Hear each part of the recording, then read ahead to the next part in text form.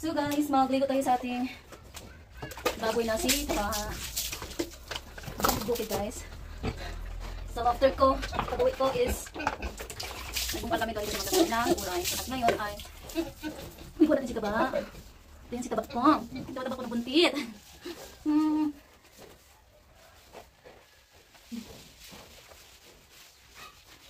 Close ko na ito guys kasi ako ang nagpalaki nito.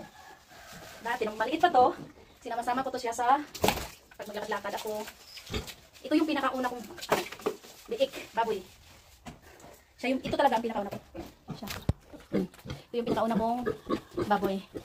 And the next is yung dalawang saraso na binta na yung dati kasi hindi naman yung gawing inahin. At ito yung pangatlo na buntis din. So tapos ko yun ang pagligo nito lang si Tabang binigyan ko.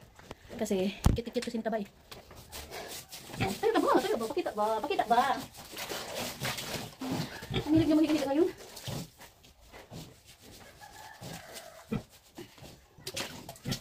Support ako sa kanila ngayon guys, hindi naman lagi. Ngayon lang, parang sa 2 weeks, nalang beses lang. Kasi, nainitan ang aking taba.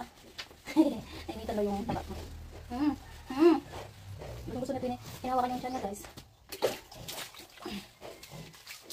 Diba? Gusto niya to.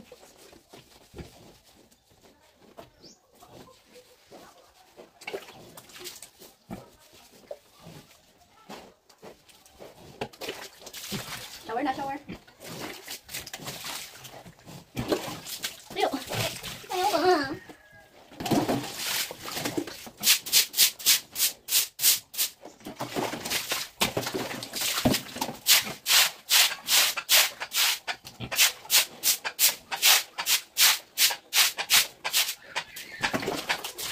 Tayo.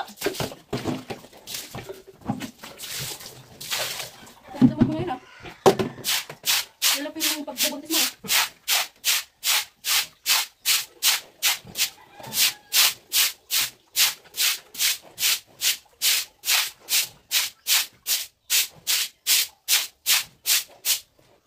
Tulog talaga siya.